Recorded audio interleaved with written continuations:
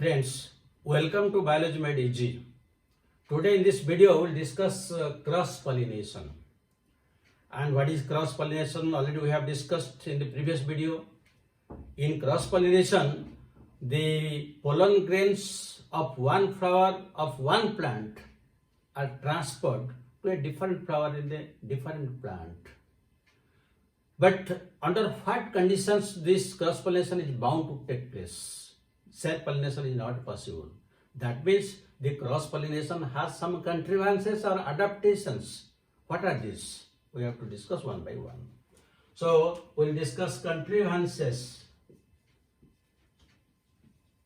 or adaptations of cross-pollination, which is also known as herkogamy. So, one of the contrivances is dicliny or unisexuality. Now, what is the meaning of this dicliny or unisexuality? That means the flowers are unisexual. The flowers may be either male or female, either pistillate or staminate. So, when the flowers are unisexual, that means it may be either pistillate or staminate. Bisexual flowers are not there.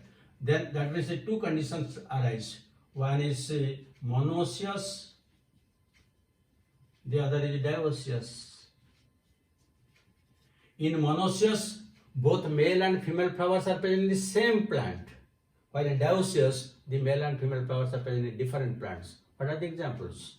So here the example is cucurbita, and you can take the example of entire cucurbitacea family. And the others are the maize, coconut, and custard. Here the examples are date palm and the other example is papaya. So this is since they are unisexual flowers, there is no chance of self-pollination. This is number one. Number two is self-sterility or incompatibility. Self-sterility or incompatibility. Self-sterility or incompatibility. Now, what is the meaning of incompatibility? That means when the pollen grains of one flower will fall on the stigma of the same flower, it will not germinate. That means self-pollination will not take place. But it can well germinate on the stigma of a different flower of a different plant. That means we can call it is self-sterile but cross-fertile. It will not germinate on the same flower, but it will germinate in the stigma of a different flower. Self-sterile but cross-fertile. Now, why such things happen? There are two reasons. One is genetic, the other is biochemical. So, what is the genetic reason? Usually for the sterility, there is one gene S. And the S gene has different alleles. They are S1, S2, S3 and S4. These are the different alleles. If the alleles of the pollen grain and stigma will be same, then there will be no germination. Suppose this is the pollen and this is the stigma. So suppose this is the S1 and this is also S1. That means S1 will fall on S1. Then it will inhibit. That means it will not germinate. But suppose in the pollen it is S1, but it may be a S2 or S3 or S4, then germination will take place. This is the genetic reason why in some cases it doesn't germinate. This is genetic reason due to different alleles they are present. But sometimes it is also biochemical. So sometimes we find in the stigma there are some enzymes like ribonuclease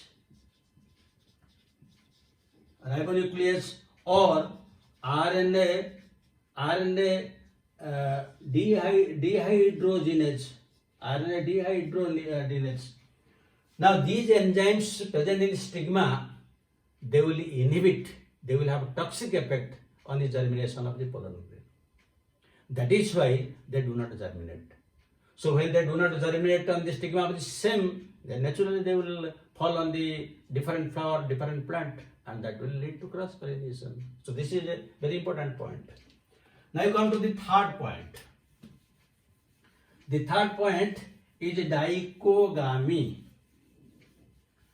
Dico. So here the word di is coming, that means two. So dicogamy. In dicogamy, again there are two conditions. One is protandry and the other is protogyny. Protandry and protogyny. So from the name you can guess. Pro means first. Andro means androsium.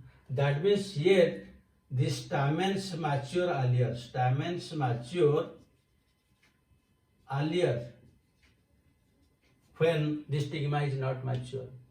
Here protogyny, pro means first, gyne means ovary. So here the stigma matures earlier than the anthers. So when in the same flower the maturation time is different, some maturing earlier, some maturing later, it may be stamen, it may be carpel. So it is self-pollination is not possible. So here the examples, here the example is sunflower and jasmine. While here the examples are, one example is rose, the other example is Mycelia champak. So under this condition, self-pollination is not possible, cross-pollination is bound to take place. Now come to the fourth contrivance. The fourth contrivance is heterostyly.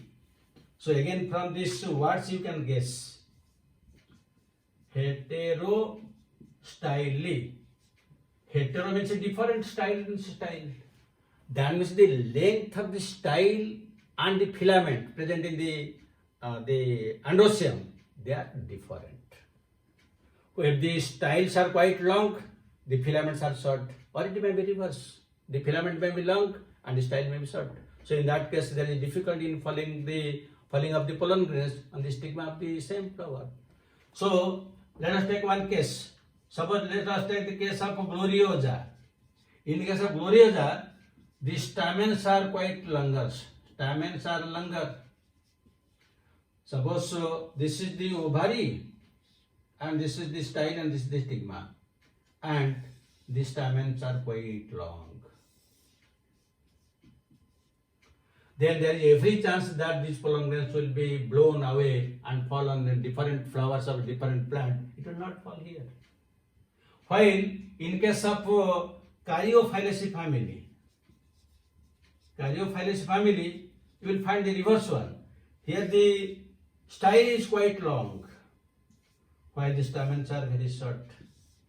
So here the pollen grains of these anthers are difficult to fall on the stigma of the same, where other pollen grains can easily fall on it.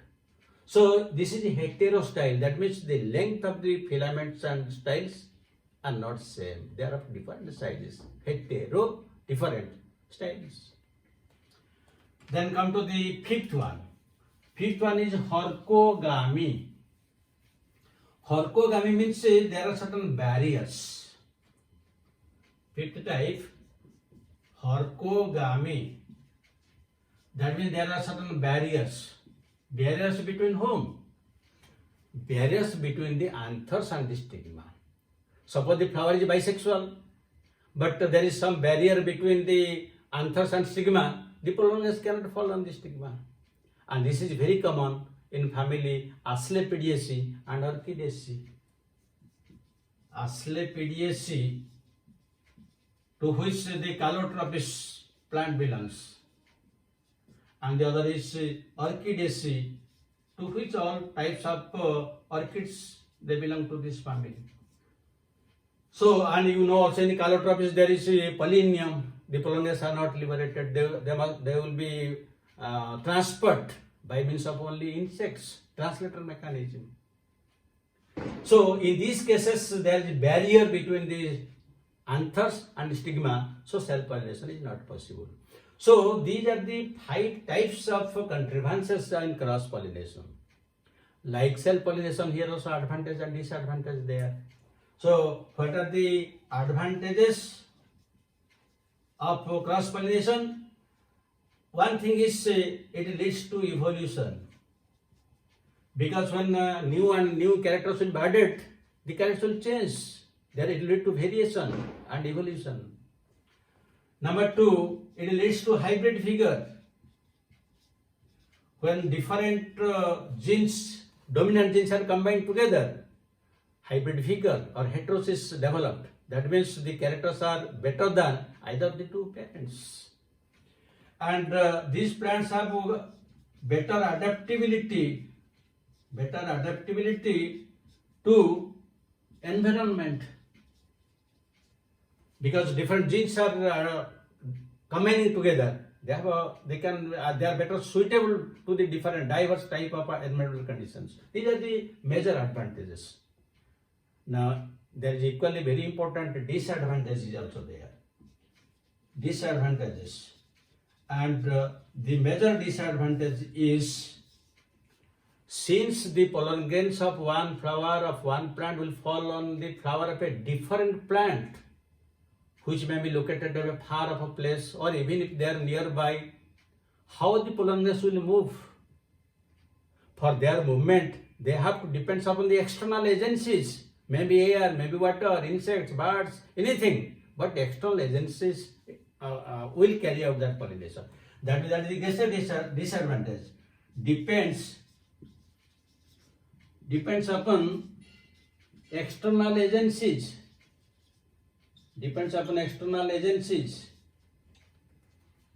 So that is the greatest one. So since it depends upon external agencies, there are some female flowers, they may not be pollinated and there are no fruits yet. Whereas self-pollination is quite assured. This is the greatest disadvantage. So these are the different contrivances and advantage, disadvantage of cross-pollination. But how the cross-pollination takes place, what are the different types of agents, that we'll discuss in next video. But before that, I am giving you questions. So one question you can note down.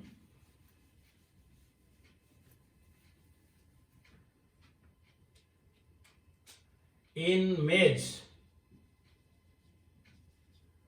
the contrivance for cross-pollination is A choice, unisexuality, B choice, incompatibility, C choice, dicliny, D choice, herkogamy. Second question. In orchids, the adaptation for cross-pollination is A choice, heterostyle, B choice, herkogamy, C choice, dicliny, and D choice, dicliny. You will be able to answer the questions because these questions are very important from all examination point of view.